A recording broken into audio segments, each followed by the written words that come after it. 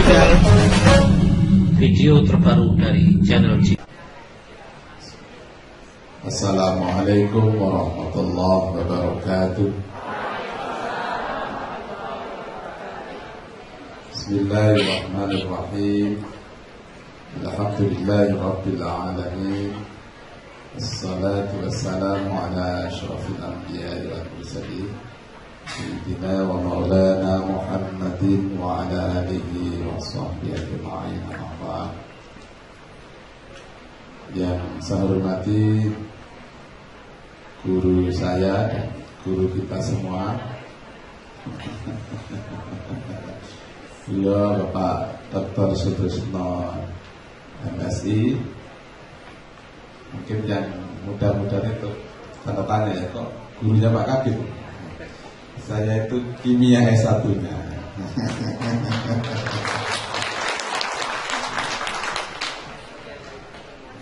Jadi beliau guru saya, karena saya ini alumni UM. Mulai tadi tak cari mana ya teman saya satu angkatan, ketemu satu Pak Dakroni. Ada yang lain 88 Dikit Malang loh.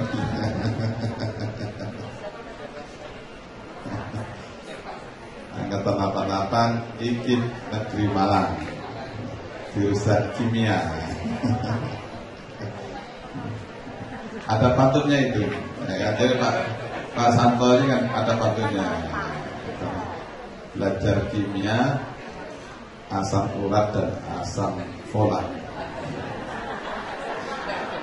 Guru kimia tersesat menjadi pejabat. Tersesat saya ini. Guru, jadi saya ini guru kimia. Ya, saya hormati juga pembina GMP Kimia yang hadir. Ada Pak Dr. Ahmad Farid Marzuk MPD beserta pembina yang lain. Yang saya hormati juga Ketua MGP Kimia Provinsi Bapak Susanto MPD. Yang saya hormati saudara saya, ada Ketua Tim Guru Pak Dr. Najib Kusnata MPD dan Ibu Ketua Tim Tedik Ibu Dr. Arinini Hayati MSI. Semua guru kimia yang saya hormati, syukur alhamdulillah pada pagi hari ini saya bisa hadir bertemu panjenengan semua.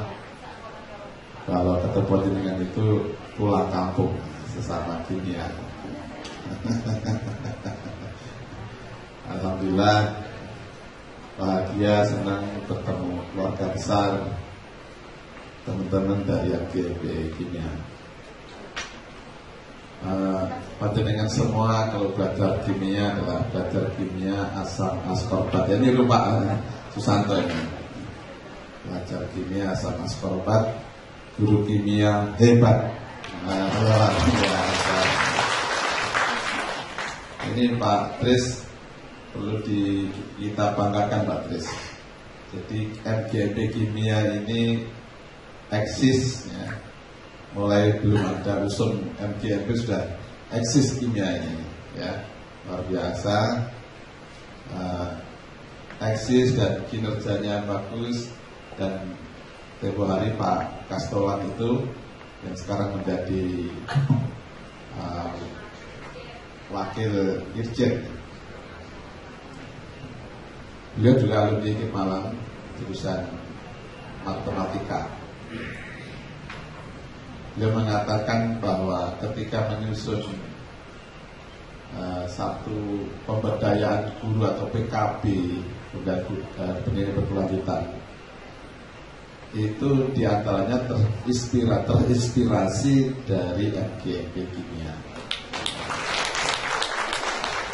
Jadi betul ya. Jadi guru kita pasti ikut bangga karena anaknya sukses. MGP Kimia sukses. Dan terima kasih pada hari ini panjenengan semua telah menggagas untuk bertemu di tempat ini dalam mempersiapkan layanan yang prima. Layanan yang prima adalah fokusnya adalah customer, pelanggan. Pelanggan kita adalah siswa. Jadi kesuksesan itu puncaknya adalah jika siswa kita sukses.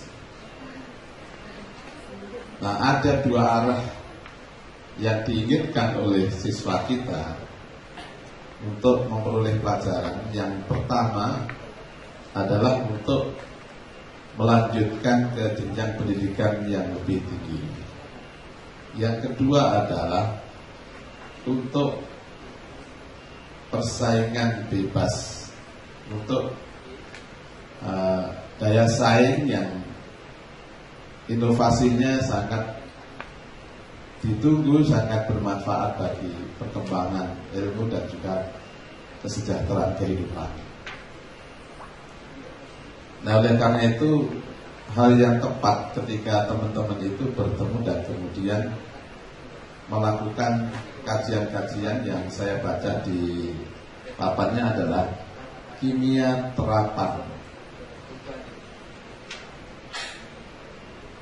Saya selalu menegaskan kepada semua guru bahwa kita ini masih fokusnya masih salah. Fokus pembelajaran di Indonesia ini fokusnya adalah materi pelajaran atau kurikulum. Jadi kalau sudah ada buku kimia misalnya, buku kimia kelas 10, itu yang menjadi acuan. Buku kimia itu, buku kimia kelas 10 semester 1, maka harus dihabiskan dalam satu semester sesuai dengan buku itu. Ini yang menjebak kita. Kita ini terjebak dengan buku-buku yang diterbitkan oleh penerbit dan kadang-kadang juga kita yang nyusun. Kita terpaku dengan kurikulum yang telah ditetapkan. Siapa yang nyusun kurikulum? Yo kita juga, ya guru-guru juga.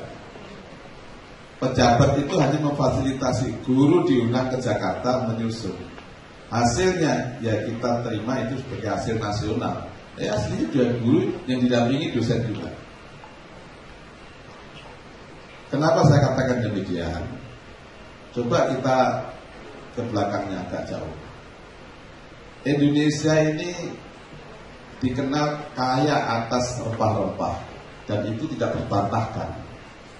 Bahwa Indonesia dulu dijajah karena ingin mengambil rempah-rempah. Artinya Indonesia itu kaya kekayaan alam, rempah-rempah. Dan bangsa yang lain itu tidak sekaya Indonesia atau bahkan disebut miskin. Sambil contoh misalnya Cina. Saya pernah ke Cina dan guide-nya itu bilang bahwa saya ini dulu lahir di Indonesia sampai umur 16 tahun. Ketika umur 16 tahun saya harus pulang karena saat itu kebijakan Pak Karno itu memulangkan orang Cina. Dengan bapak ibunya pulang ke negeri Cina, menangis. Dia cerita menangis.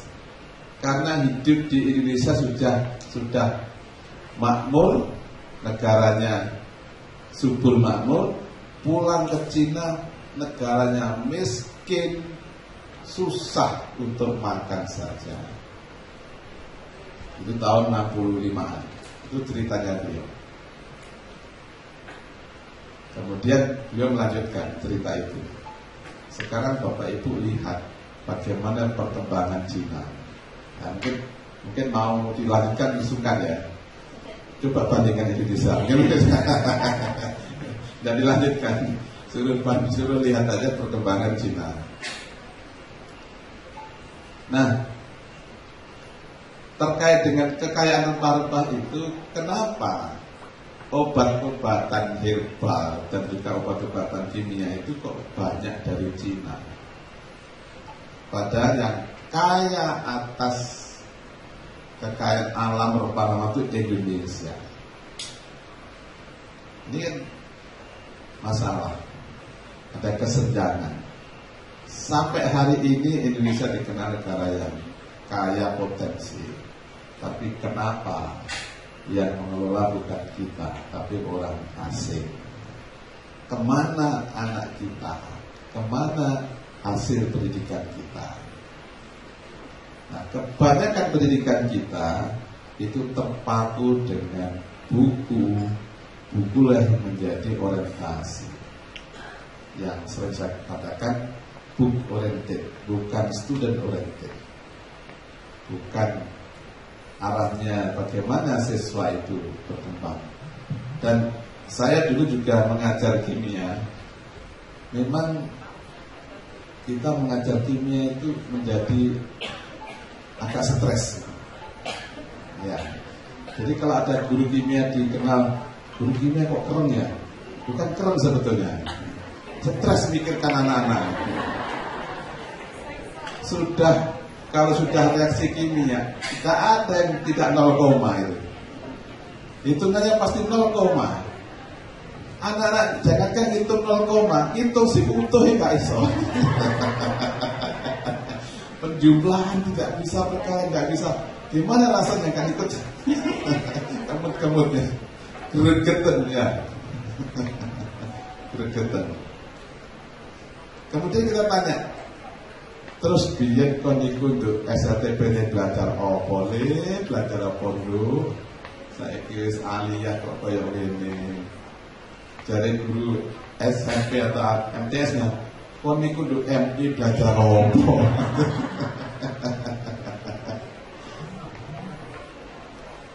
Tapi kan tunjangan profesi cair terus kan? Ya, karena materinya habis tuntas. Ya. Setiap semester materi habis, ujian dilaksanakan, nilainya bagus-bagus, di rapot tidak ada, nilai 6 tidak ada. Nah, nilainya bagus-bagus. Sebagai guru kimia pertama terjadi pertentangan batin. Nilai papat kok pendadeknya pitu piye. Saya kulino ya rapopo wis kapan.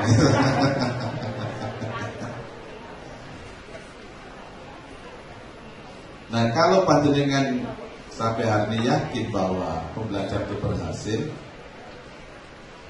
ya silahkan dilanjutkan. Tapi kalau kita tidak yakin dengan fakta-fakta itu, kita harus merubah pembelajaran kita. Kalau tadi yang saya katakan di awal bahwa kita membantu anak melanjutkan perguruan tinggi, pasti kita harus mengikuti soal-soal masuk perguruan tinggi. Itu pasti, tidak bisa ditawar. Nah, tapi kebutuhan real di masyarakat ini juga tidak boleh ditawar. Kimia yang berkembang saat ini sesungguhnya luar biasa di masyarakat. Misalnya, kesadaran masyarakat atas kesehatan makanan ini meningkat.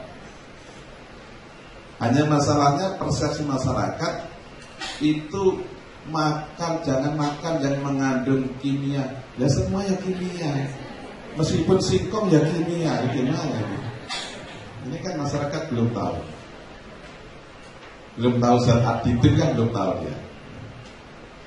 Sesungguhnya kebutuhan atas kesehatan berbasis kimia itu sangat luar biasa. Sekarang kalau panjenengan membaca di medsos, pisang dapat menyembuhkan darah tinggi, daun ini dapat menyembuhkan asam urat. Itu luar biasa tulisan-tulisan seperti itu. Dan masyarakat banyak yang baca, karena banyak masyarakat yang punya penyakit itu. Dan sekarang muncul lagi, bapak ibu telah dibohongi oleh dokter. Obat-obatan hanya membohongi Anda. Ada penemuan yang sangat luar biasa, dapat mengobati darah tinggi dalam waktu yang singkat. Ujungnya apa ujungnya? Ya promosi, jualan juga. Ini masyarakat sesungguhnya menunggu betul bahwa apa yang panjenengan ajarkan kimia itu bisa dimiliki oleh masyarakat. Betulkah bahwa hal yang disampaikan itu benar adanya? Sekarang banyak orang yang menggunakan istilah-istilah yang bisa membuat masyarakat yakin percaya. Di pertanian, sekarang pupuk yang sedang tren namanya nano. Nano, kalau kuliah dulu ya hafalkan ya. Ukuran-ukuran Mimi, Nabi, Vea, ya hafal no. Apa? Mimi, Nabi, mili, mikro, nano, piko, veto, alto.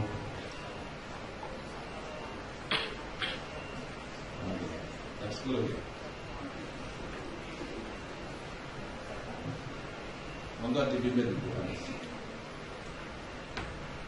Mohon izin Bapak Ibu, mohon izin Bapak Kapit, kita saat ini menunjukkan pukul 10 lebih sedikit Bapak Ibu, lebih 22 menit, kita sedang melewatkan peraturan SK Kelurahan Sekjen ya Pak ya. Saya gak hafal. Mari kita laksanakan Bapak Ibu, kita berdiri semuanya. Hari ini hari Jumat, kita akan membaca Pancasila bersama-sama.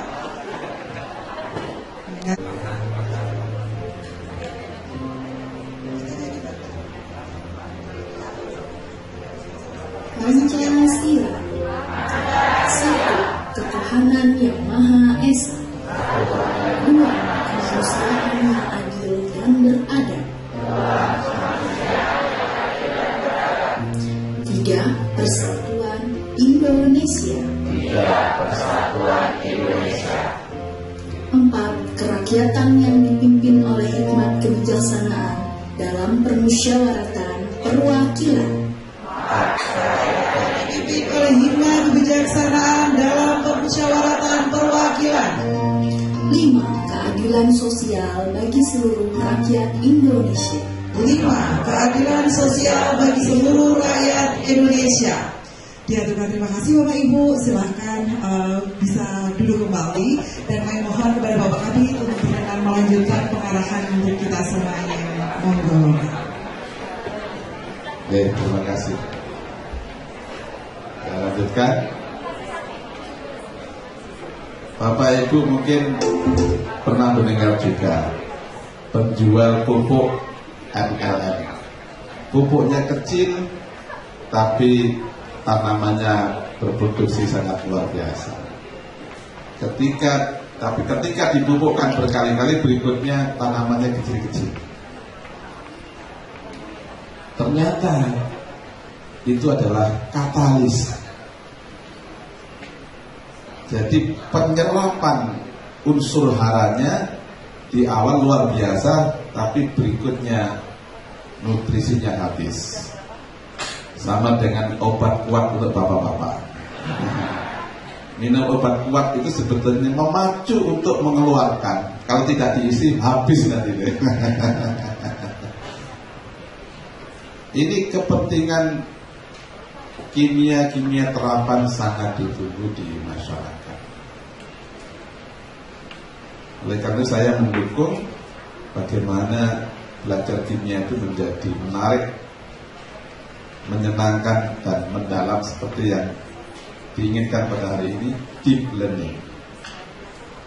Saya tidak terlalu, saya berharap semua guru juga tidak terlalu pusing dengan setiap pergantian kurikulum. Pergantian kurikulum itu tujuannya adalah untuk meluruskan guru-guru khususnya yang tidak bisa mengajar dengan baik sesuai dengan tuntutan dan keperluan. Itu sasarannya. Kalau guru-guru itu sudah bisa mengajar dengan baik, dengan tepat, sesuai dengan kebutuhan, dengan cara yang baik, ya sudah di situ mentok sudah. Jadi sasaran yang perubahan-perubahan itu karena ada guru-guru yang tidak tepat cara melaksanakan pembelajaran. Sehingga tidak perlu kita bingung setiap perubahan-perubahan. Perubahan itu tujuannya adalah, tujuan akhirnya kembali membantu siswa. Tujuan akhirnya adalah membantu siswa. Kalau kita pembelajaran belum arahnya membantu siswa, jadi mengajarkan kimia pokoknya bukunya habis, materinya habis. Ada yang punya prinsip, guru tugasnya adalah mengajar. Bisa tidak bisa pasrahkan kepada Tuhan. Jadi udah ngajar selesai. Karena bukan urusan kami, yang meminterkan itu urusan Tuhan. Ya tentu ini tidak benar. Karena Tuhan memberikan amanah itu kepada guru. Ya, kepada guru. Nah, guru harus bertanggung jawab karena guru yang diberikan amanah menjadi wakil Tuhan. Seperti Tuhan dulu menjadi guru. Waktu menciptakan Nabi Adam itu ditanyakan, ya Tuhan, kenapa Kau menciptakan manusia yang akan membuat kerusakan di bumi? Nah, Tuhan tidak terima. Makanya supaya tidak dilecehkan oleh setan, diajari dulu. Wa 'allama Adama al-asma'a kullaha. Jadi diajari dulu. Jadi kalau kita mengajar itu menghilangkan kebodohan itu setan itu ya dia takut itu karena manusia itu akan derajatnya akan tinggi kalau punya ilmu. Nah, itu tugasnya guru. Sekarang guru yang dapat tugas untuk mengajar itu. Nah, tujuan akhir mengajar adalah siswanya mampu apa yang kita inginkan. Itu kalau materinya. Kalau dalam kebaikan tujuannya adalah ada perubahan lebih baik dari sebelumnya. Kalau tujuannya kemandirian, ada kemandirian lebih tinggi daripada sebelumnya. Kalau tujuannya lah kreatif inovatif, ada kreativitas inovasi yang lebih dibanding sebelumnya. Itu tujuannya. Nah, kalau kimia itu kemudian gurunya kerasan di kelas, ini bahaya. Karena IPA itu mestinya gurunya tidak kerasan di kelas. Nah, karena namanya ilmu alam kok kerasan di kelas. Masalahnya adalah keluhannya guru-guru, gimana mau praktek Pak? Kalau diajak praktek baru pembukaan waktunya sudah habis.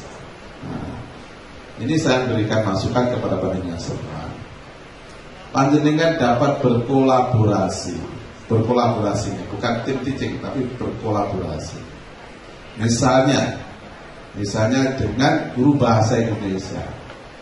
Kalau panjenengan punya jam di Aliyah berapa? Kimia kelas 10 berapa? 3 jam. Ada yang 2 atau 3?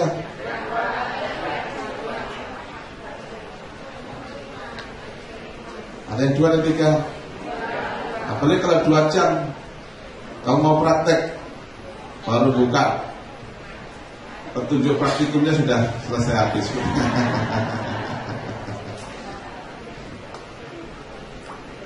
Bahasa Indonesia ada berapa? Ini maka kurikulum pasti ada di sini. Berapa bahasa Indonesia? 4. Kalau misalnya 2 jam ditambah 4 jam itu jadi 6 jam. Bisa digunakan untuk praktikum dengan cara guru bahasa Indonesia itu punya tujuan pembelajaran yang materinya diantaranya adalah tentang prosedur. Jadi dalam bahasa Indonesia ada namanya prosedur. Nah, prosedur itu ya prosedurnya praktik itu ya prosedur. Hanya guru bahasa Indonesia ketika saya tanya, jadi kan kalau pas menerangkan prosedur contohnya apa? Mayoritas Jawa Timur ini contohnya adalah bikin kue. Padahal praktikum itu ya prosedur. Jadi seharusnya ketika guru bahasa bergabung dengan kimia itu bisa mengambil tentang prosedur. Kemudian Di dalam bahasa Indonesia itu ada subpokok bahasan eksplanasi. Apa eksplanasi? Explain, penjelasan. Jadi ketika anak selesai praktikum itu punya tugas menjelaskan, itu bahasa Indonesia. Di dalam bahasa Indonesia ada tugas membuat laporan. Ketika habis praktikum bikin laporan, itu produknya milik guru bahasa Indonesia. Isinya kimia, tetapi kelengkapan yang lain itu adalah bahasa. Jadi ini bisa digunakan, terintegrasi, ya. Apalagi kalau jamnya misalnya lebih, ya. Atau juga kalau memang ada kesamaan, ada materi di situ. Misalnya biologi juga ada di situ. Misalnya belajar di sawah, tentu ada kimia, ada biologi di situ. Karena ada kimia biologi. Silakan dikolaborasikan supaya anak-anak kita ini tidak hanya memperoleh ilmu. Karena sekarang ilmu itu mudah didapatkan. Ilmu pengetahuan maksudnya. Kalau panjenengan menjelaskan kimia, menjelaskan ya, menjadi guru menjelaskan, kira-kira pinter mana jenengan dengan YouTube? Dengan AI pinter mana? Ya pasti guru kalah. Kalah pinter, kalah cepet, kalah sabar. Terus kalah cepet jenengan ditakoni sik tak buka buku. Kalah cepet, kalah pinter, kalah sabar. Di bulan balik ditakoni ya tetap dijawab. Jenengan takoni sampai luwih ping 3 lah. Ngoring-ngoring. Ada tuh lek kon niku pian lahirmu iku piye kok. Kayak ngene kok baru. Jadi kalau kita tugasnya menerangkan, ya sudah selesai.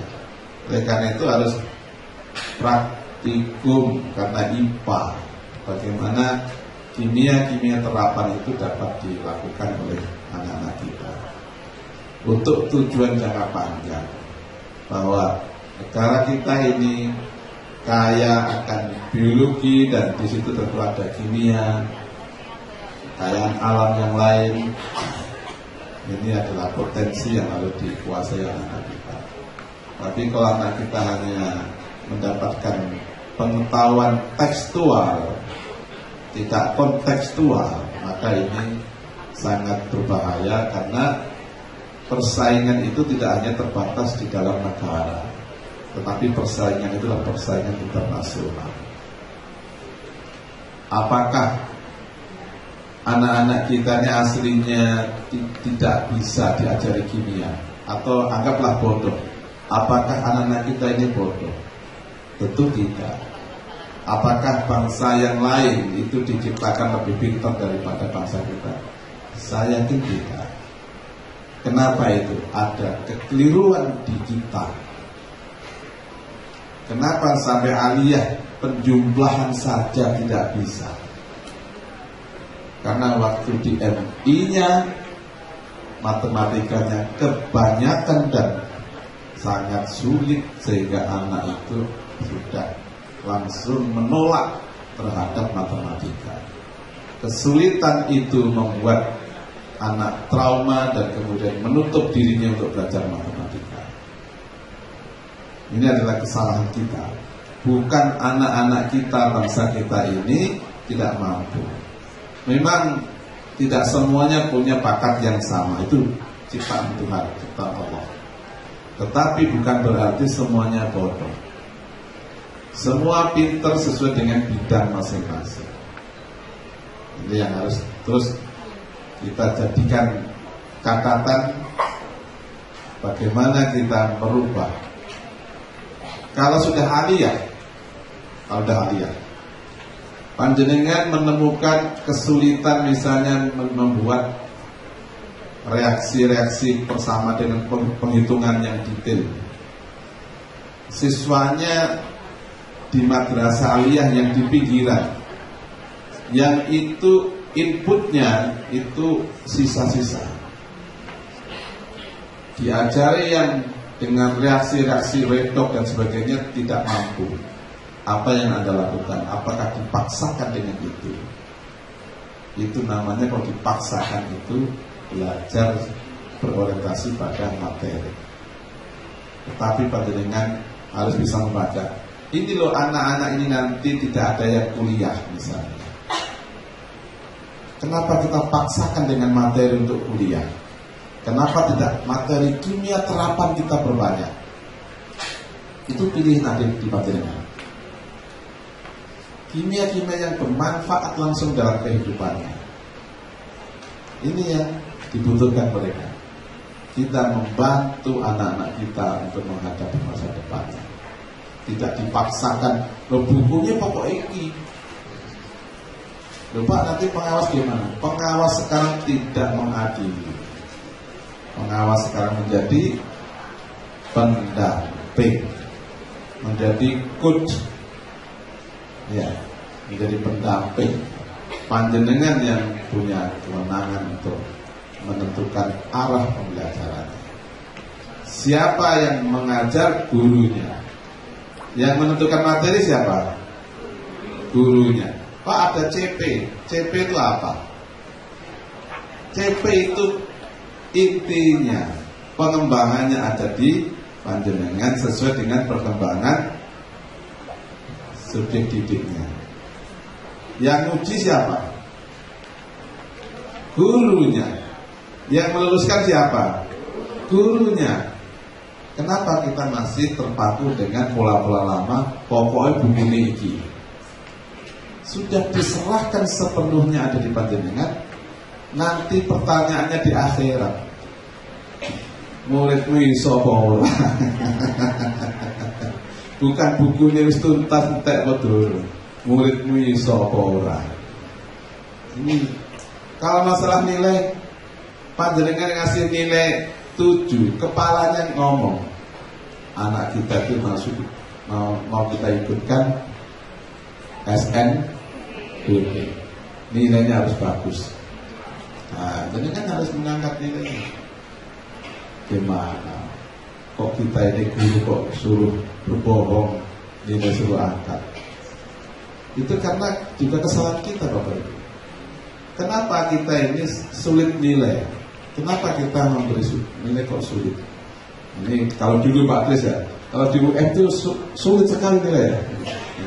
Cari IP 2,5 itu susahnya luar biasa. Nah, iya. Saya tuh IP saya tuh 2,65 itu nomor 3 terbaik itu sudah. Coba Pak Takloni, kalau nggak salah 2, berapa?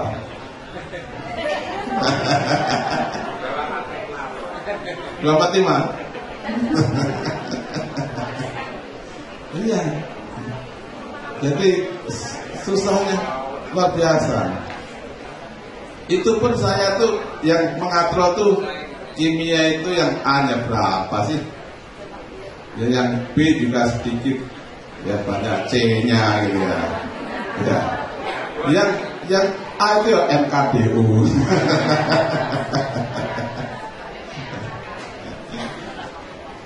Jadi kadang-kadang kita memang seperti itu tuh keliru juga Bapak Ibu. Kalau anak praktikum Bapak Ibu, itu nilai tinggi, ya mudah dong. Anak sudah melaksanakan praktikum, menemukan sesuatu, melaporkan, mau dikasih nilai 8 tidak keberatan jadinya. Gampang. Tapi kalau dengan tes redok apa gitu loh, ya susah. Ada hitung si bulat saja tidak bisa, pecahan. Susah. Terus antara soal yang diterangkan di kelas dengan soal yang ujian tidak sama. Katanya anak-anak waktu diterangkan saya bisa, waktu ujian pun tidak bisa. Ya gurunya pinter ya. Gurunya tidak ingin siswanya bisa, jadi diganti. Jadi nilai kecil itu bukan kesalahan anak. Kalau semua satu kelas nilainya C semua, itu yang bodoh siapa? Gurunya. Nggak bilang dosen juga saya. Gurunya. Karena mestinya grafiknya mestinya normal. Ada yang tidak tahu, rata-rata bisa, ada yang pintar sekali. Loh, hidup itu pasti grafiknya normal. Tidak ada di kampung tuh kaya semua sama, tidak ada. Ada yang kurang kaya, ada yang kaya, ada yang sangat kaya. Yes, begitu hidup. Artinya kalau misalnya kok semuanya C, itu kalau analisis soal, kenapa itu? Soalnya tidak valid, terlalu sulit. Ya. Jadi bukan muridnya. Apalagi kalau nilainya misalnya anak-anak nilainya 3 semua, itu gurunya yang salah. Betul, itu gurunya yang salah. Ya, guru tentu terkait dengan banyak hal yang saya katakan tadi. Saya sebagai Kabid Penma menyampaikan ke panjenengan, ini bukan di Kabid Penma. Silahkan panjenengan kelola pembelajaran kimia sedemikian rupa siswa itu memperoleh ilmunya untuk kehidupannya. Mereka yang mau melanjutkan ke perguruan tinggi, selain yang pertanian, kedokteran, tentu kimianya tidak terlalu dibutuhkan karena tidak ada tesnya. Silahkan, kimia adalah kimia yang digunakan untuk hidupnya. Begitu juga di madrasah yang anak-anak yang tidak melanjutkan, silahkan, supaya itu bermanfaat bagi hidupnya. Terima kasih kepada semua guru kimia yang hadir pada hari ini. Ini sudah, tadi saya tak pikir koreknya tadi jauh guru mas tadi mas. Ini guru masih muda gitu. Guru mana? Ternyata juga ada yang muda-muda nih. Ini masih muda-muda baru lulus apa gitu ya? Iya. Ini jangan sampai MGMP itu hanya bertemu untuk rujaannya. Ya, kok gitu Pak ya, pengalaman.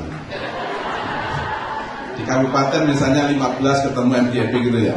Itu yang kerja 3 orang. Yang lain rujaan. Nah, ini supaya didesain semuanya tertentang untuk belajar bagaimana siswa kita itu bisa memperoleh sesuatu yang kita ajarkan. Terima kasih, mohon maaf, selamat terus beraktivitas, berinovasi, melaksanakan tugas dengan baik, karena kita ini menjadi terhormat diberikan tugas mengajar, karena mendidik itu adalah pekerjaan yang sangat terhormat. Semoga itu betul-betul membawa perubahan bagi mutu pendidikan kita, anak-anak kita.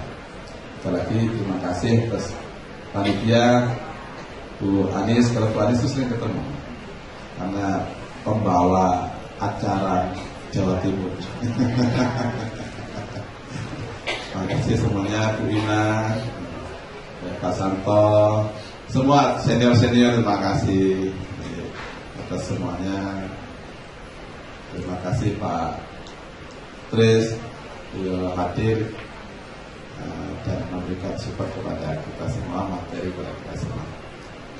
Mari acara ini kita lakukan dengan membaca Al-Quran. Kita berharap tugas kita dapat kita laksanakan dengan baik. Apa yang kita berikan kepada anak kita bermanfaat, dan anak-anak kita menjadi anak yang soleh, solehah, dan bermanfaat bagi orang tua dan bangsa. Ala hadimnya Al-Fatihah.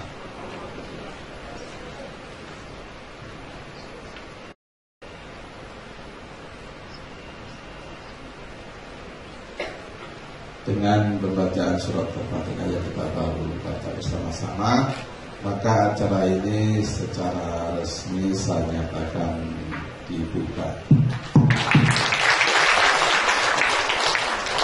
Terima kasih. Mohon maaf. Assalamualaikum warahmatullahi wabarakatuh. Waalaikumsalam warahmatullahi wabarakatuh. Bapak Kabid, mohon izin, mohon berkenan untuk sekali lagi membuka acara kali ini dengan anak-anak kimia, Bapak. Oke, bentar.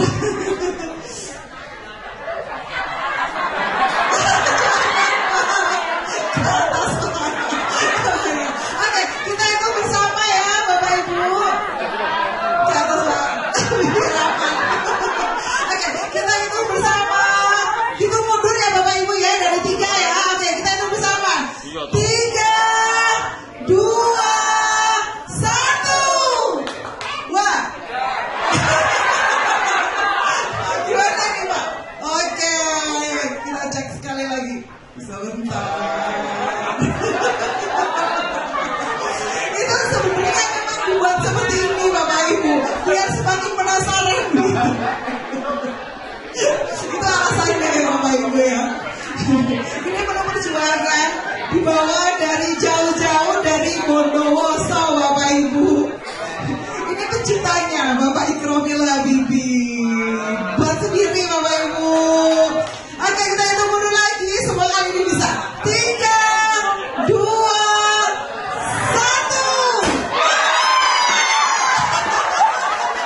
Oke, baik. Sekali lagi kami aturkan terima kasih kepada Bapak Kabid dan seluruh ketua tim guru, ketua tim TNI, Bapak narasumber, Bapak Pembina, ketua RGMP yang berkenan mendampingi Bapak Kabid. Bapak Ibu, dengan menggelegarnya bunyi tersebut menandakan bahwasanya workshop implementasi deep learning sebentar Bu, penyusunan media pembelajaran interaktif dan kimia terapan lanjutan bagi guru kimia resmi dibuka. Tepuk tangan berikan.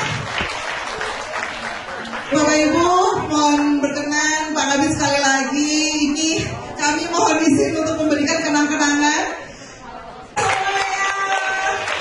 Tentu saja ini semua atas arahan Kaltim Guru dan bantuan beliau yang luar biasa sehingga kita diminta kemarin menjadi pilot project tanda tangan pertama digital untuk sertifikat kegiatan, dan ini Bapak sekaligus ini sebagai sebuah laporan kepada ketua tim guru bahwasanya ini adalah hasil karyanya seperti itu. Oke, tepuk tangan buat kita semuanya sekali lagi Bapak Ibu. Berikutnya, kenangan berikutnya adalah bahwasanya kami di FDFP Kimia MA Provinsi Jawa Timur ini kita membuat buku bersama untuk kita gunakan bersama begitu. Dan ini alhamdulillah bukunya terintegrasi dengan Al-Quran dan juga di situ juga ada soal-soal berliterasi sainsnya Bapak Ibu yang tentunya dibuat oleh teman-teman yang memang ingin bersumbangsi untuk kemajuan pembelajaran kimia yang ada di Madrasah Alia di Jawa Timur. Semoga ini nanti bisa bermanfaat. Kegiatan pembukaan ini kita akhiri dengan sesi foto bersama ya Bapak Ibu ya. Pasti Bapak Ibu semuanya hadir dari ujung hingga ujung gitu ya, dari isi Pak Kabid, Pak Katim Guru, Bapak Pembina, Ibu Arini untuk berkenan berfoto dengan teman-teman. Gimana nih teknisnya Bu Mutin?